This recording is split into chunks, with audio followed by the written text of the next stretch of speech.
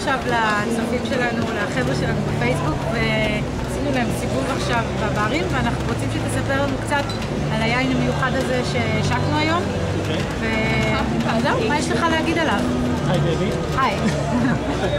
אנחנו הוצאנו בעצם 3 יינות חדשים היום. כולם סירה. אז ירדן סירה, שנייה.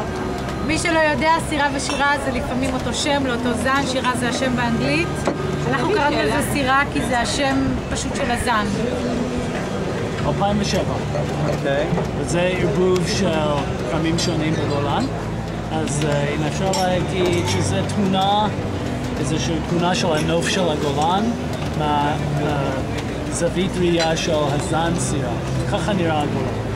אבל שאנחנו גם יכולים להיכנס לכל מיני פינות בגולן.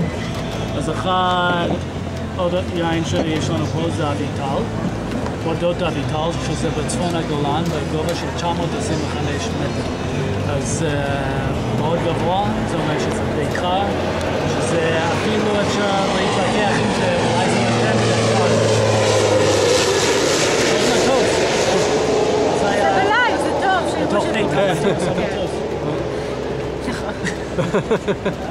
אז 920 מטר, מאוד גבוה, יחסי קר, אז רואים גם את ההשפעה על היין, הפירות יותר אדומים, יותר מבריקים כאלו, עדיין ריכוז טוב. בעצם כשאתה אומר יינות מכרם יחיד, אז אנחנו יודעים שלחלקה או חלקות הספציפיות האלה יש להם אופי, יש להם משהו אחר שאי אפשר לקבל במקום אחר, ובגלל זה... גם זה, וזה גם ממש ביטוי של מקום מאוד ספציפי. אפשר להיכנס לאוטו, למצוא עכשיו לכם, אני יכול להצביע על הגוונים הספציפיים שנתנו לנו את היין. ואתה יודע שבעצם האופי, איך אתה יודע שאתה טוען את הענבים, אתה רואה את היין לאורך זמן, זה ניסוי שיש לנו אותו כבר כמה שנים אחורה על החלקות האלה, לא סתם החלטנו לעשות יינות מכרם יחיד, יש לזה משמעות. כן, כשאנחנו מחליטים לעשות כרם אחיד, זה אומר שאנחנו מאמינים בכרם הזה, בזן הזה, בשילוב הזה, שהוא יכול לתת לנו תוצאות טובות לאורך זמן. אז אם זה מעניין מאוד שנה אחת, זה לא מספיק סיבה להוציא כרם.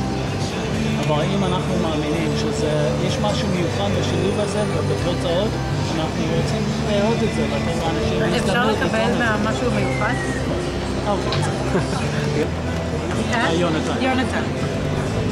אז כרם נמוך יותר בגולן, שזה אומר חם יותר, הפירות פחות דובדובן כזה ויותר פטל שחור, יותר שזיף בשל, יותר אדמתי, יותר בשר מושן כזה, יותר אניסי. יותר. זה ביטוי אחר, זה אולי יותר אלגנטי, זה יותר בשר. מה שמעניין שהם פשוט אחרים. יש קו מקשר, שזה התכונות של סירה, אבל יש גם שוני, שזה מאוד כיף. זה לא בירה, בבירה אין מהמקום הזה מהמקום הזה. אז ביין זה חלק מהכיף. גם בוודקה לא. בקיצור, תצטרכו לבוא בשביל לטעום בעצמכם, תודה רבה. זה עבודה כיפית.